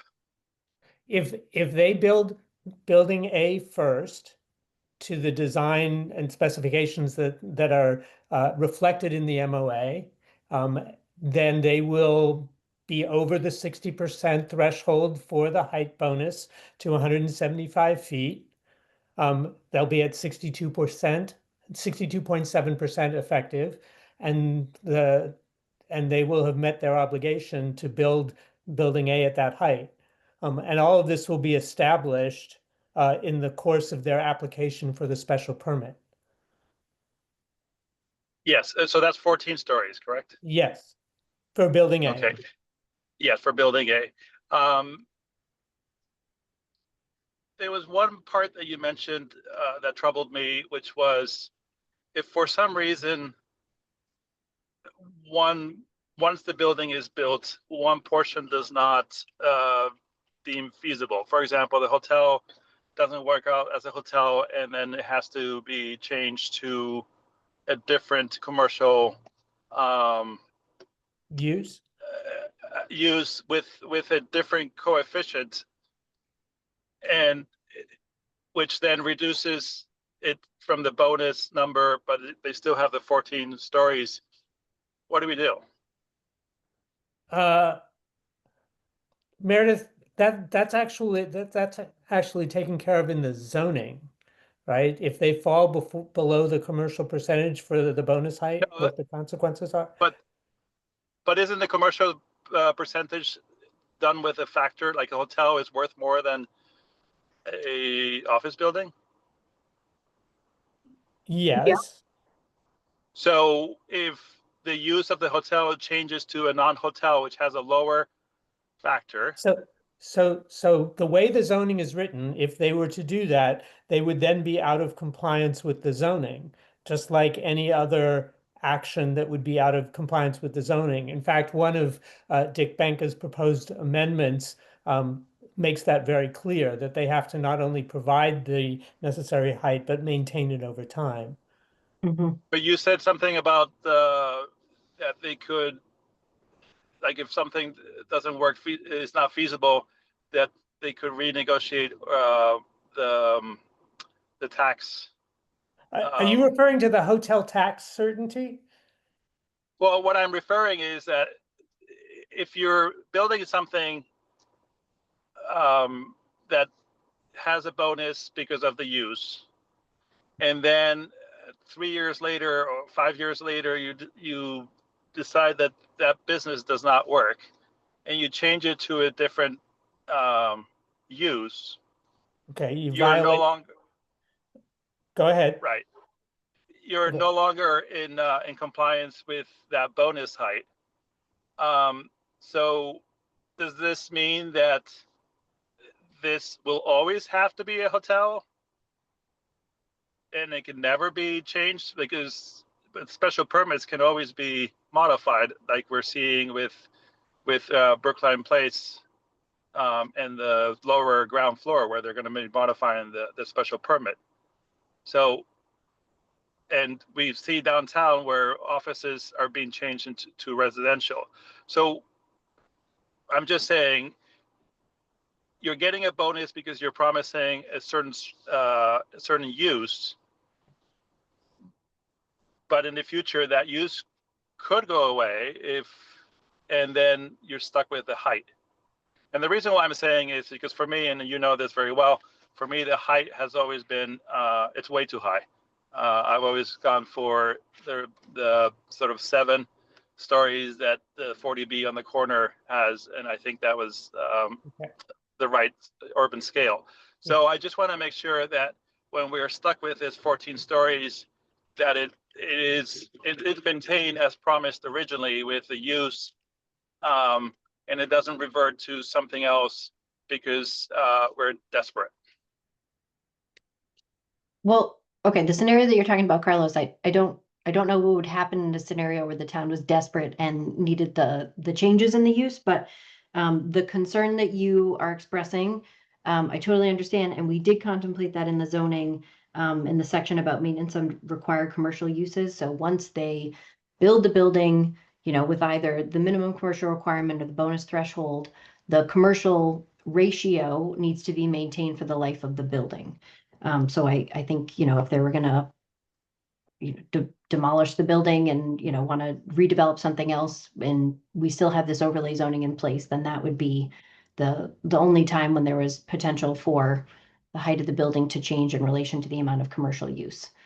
Okay, so what's happening in Brookline Place cannot happen here, where a retail or restaurant use is promised at the lower level, and then it's going to be changed for a different Right. use. Yep, So and some of the proposed changes that Dick had included sort of further underscores that or clarifies that in the language. And then what I would, and we don't have to get into this now, but like I do think that talking about the ground floor commercial space and, you know, that not coming through as a restaurant space is like not the best example when we're talking about commercial development, just because it is in a unique position of being a building constructed for an institutional nonprofit healthcare facility for its own use. So like there are certain dynamics in commercial development that like aren't necessarily present in the discussion we're having about Children's Hospital. But I totally take your point, and we really did try to address that scenario on the zoning. Right. I think if people didn't know that, you know, if people thought that lower level could be something other than a restaurant, maybe they wouldn't have been so positive about the project. So this is why, you know, people are hoping that this is going to be a hotel and stay as a hotel. I'm just asking the question, what happens if it no longer is a hotel, and and what recourse does the town have? That's all I'm asking, really. All right, well, we at a future meeting, we will need to get into details, and we've referenced some of these proposed amendments, and we'll go through them one by one when we reconvene. At this point, I would like to open up the public hearing portion of this meeting. And so we have a little bit more than one screen's worth of attendees, but nonetheless, I will use, if you will raise your hand, and I see Sean Lynn Jones's hand. Please feel free to make public comment. And as we're going to lose our quorum, please be concise. Thank you. Sean? Thank you. I'm Sean Lynn Jones, president of the Brookline Green Space Alliance and a town meeting member from Precinct 1. There's so much to comment on, but I will be concise and focus on one very specific issue. It was mentioned earlier that there is, I believe, a friendly amendment to Special Town Meeting Article 1 that would remove the option for the developer to make a payment into the tree fund and instead require that tree planting requirements be met by on-site planting. Linda Olson-Pelkey cited that approvingly before. I will as well. I'm not quite sure of the status of that friendly amendment and whether it still needs to be voted by the select board. But if it's in already or is very likely to be in, that is great. If it's not in yet, I hope it will be. I'm not quite sure how that relates to another amendment proposed in a document posted in the meeting materials by Janice Kahn, listed as consensus amendments, that appears to add a similar tree planting requirement to the MOA. I don't know the status of that, but I'll also say it sounds like another worthy addition that I would support. So I will leave it at that. And I certainly wouldn't mind coming back to make more comments at another meeting, depending on the schedule. But I won't say anything more now because I know everyone wants to leave at 7, including me. Thank you. Thank you so much. Newton City Councilor Baker, the floor is yours. Thank you, and I appreciate you letting me have a moment of time. I'm about to run a meeting in New City Hall. But as I testified earlier, I just want to reiterate, we have concerns about the inclusion of the area north of Route 9 in the rezoning proposal, as well as the proposed transportation modification called the R-Cut. And I'm urged that that be considered sooner rather than later in this process. And I appreciate it very much. Thank you for letting me talk. Thanks so much. I see two Bankas with their hands raised, Carla and then Dick. Thank you, David. Carla Benka, Town Meeting Member, Precinct 14, and a member of the Chestnut Hill Commercial Area Study Community Advisory Group. I wanted to make 2 points this evening. The first had to do with increased vehicular traffic on Route 9 and the surrounding area that's expected to result from a built-out commercial district. And up until I heard comments from Select Board member Rubenstein and Meredith Moody a few minutes ago, I didn't think that there had been conversations that were taking place with Mass DOT, but now I hear that there have been conversations started with the City of Newton and Mass DOT, and that, quote, we've established or started to build on momentum in terms of these conversations with Newton that we're looking to build upon, and I'm hoping to get more momentum from the implementation of zoning so that this is not a hypothetical discussion. So I guess, Mike, before I get to my specific comment, what discussions have taken place and what's been discussed? I mean, I've been sending emails to Dan Murphy asking for some sort of schedule in terms of when we can expect the negotiations to start with these 3 entities. I don't get responses, so I'm delighted to hear there have been meetings, but I don't know anything about them. So could I turn one of my comments into a question and ask how many meetings there have been with Newton and Mass DOT and what has been decided? Yeah, somebody want to take that up? Sure. So we've had 3 meetings with Mass DOT. One as we were launching the study process, to circle back with them about a study that they had done back in 2019, 2020 regarding the Route 9 corridor, letting them know that we were starting the study work. We've had several meetings with City of Newton throughout this process with their planning staff as well as their transportation planner. Also had the privilege of meeting with Councilor Baker as well as the Newton Mayor to provide updates on the process. And I am in regular communication with the planning staff in Newton. I have to return a call that I got this afternoon regarding the status of the zoning. And you know, I think those initial conversations with Newton where we've landed and where Brookline would like to take more initiative is in establishing a formal working group regarding, you know, improvements within the Chestnut Hill commercial area. And then the conversations with Mass DOT, We presented the conceptual improvements, as the community advisory group has, received presentations about that. Had another follow-up conversation about sort of next steps and trying to understand what the options for the town would be in terms of it, taking the next steps in these discussions. That initial, the most recent conversation left a lot more questions, and it's sort of on our to-do list to circle back to Mass DOT and try to really hash out more of a roadmap. And then in Dan Murphy's defense, I know that he is recovering from a major surgery and is sort of on and offline as he's beginning his recovery journey. So I think we're excited about these conversations. I do feel like, we've been having these conversations in a very sort of abstract hypothetical way because, the zoning we were talking about, it wasn't clear whether or not this was actually going to become a real thing.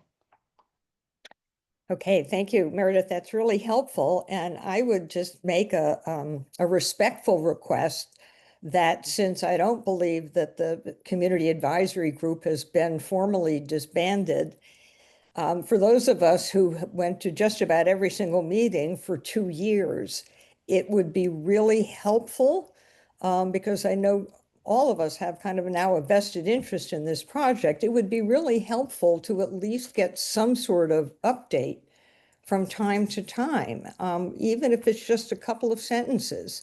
Because otherwise, as I mentioned, I ask for information and I don't get any emails in return. So thank you for that.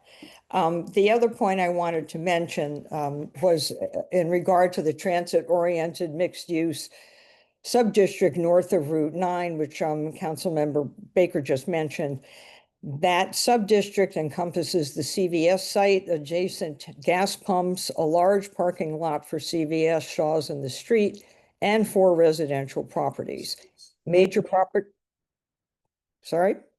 Go ahead. Major property owners in this subdistrict have said they have no plans to sell or redevelop their properties, some of which have long-term leases with their tenants. The town administrator, in a meeting with Newton officials in mid-March, said that Brookline had no intention of disturbing the existing parking facility in Brookline that serves the Star Market and other businesses in Newton. At the planning board hearing last week, a member of that board noted that upzoning the commercial area north of Route 9 was an opportunity, quote, to increase the value of those properties, end quote. But a brief conversation today with the assessor's office gave me little indication that the value of the parking lot, at least, would increase merely by changing its zoning, given the fact that the parking lot, as a parking lot, was critical to the special permit granted by Newton that enabled the Star Market to expand. So given the significant increases in traffic anticipated from what will be permitted to be built in the area south of Route 9, why are we not deferring the inclusion of this sub-district north of Route 9 until such time as relevant property owners signal their intent to sell or redevelop, or until realistic and effective traffic mitigation plans, particularly with respect to the intersection of Route 9 and Hammond Street, materialize? Thank you. Thank you, Carla. Dick, and then George Cole. Thank you. Thank you very much. Carla can.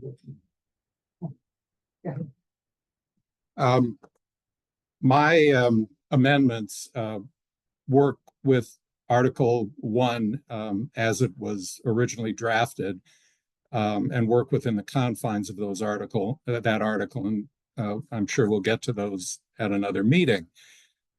But listening today, I really am motivated to suggest a very significant modification for consideration by this subcommittee.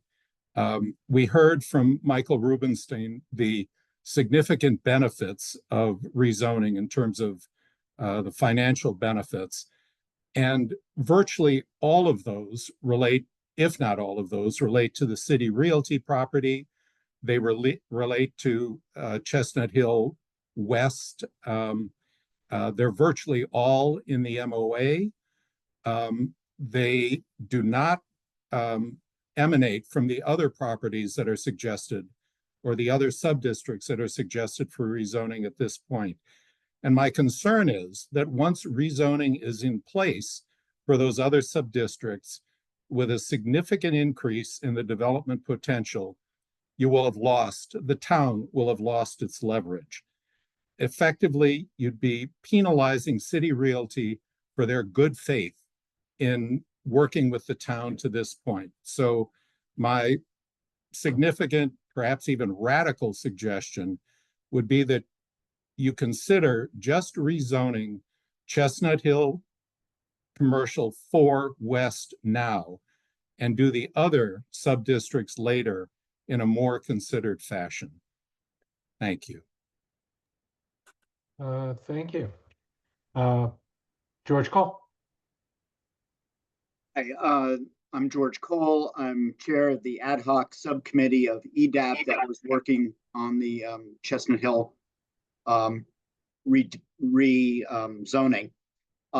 We're a technical panel. We're all developers. And we really assessed what was being proposed, both in terms of zoning and the actual development proposal by City Realty in terms of its financial feasibility and whether it could be developed within a reasonable time frame. And we concluded that City Realty has come up with a balance of uses and financial performance that would allow at least the first phase of development to proceed. It's going to be very difficult. The development environment now is very difficult. There's very, very little commercial development underway in the Boston metropolitan area in any food group, but hotel and condo is the most feasible. We view this not only in terms of its desirability in terms of the town overall, but in light of the request for a $23 million override at this town meeting. And the town desperately needs additional commercial tax revenue. And EDAB considers a 5-acre site on Route 9 as the most likely place to generate that kind of revenue. So big picture, there are a lot of details to be worked out. Absolutely. It's not perfect. I think it could get a lot better through the permitting of the specific development. But we see this as probably the greatest opportunity to generate significant new revenue for the town. Thank you. Thank you. Are there any other members of the public who would like to offer public comment?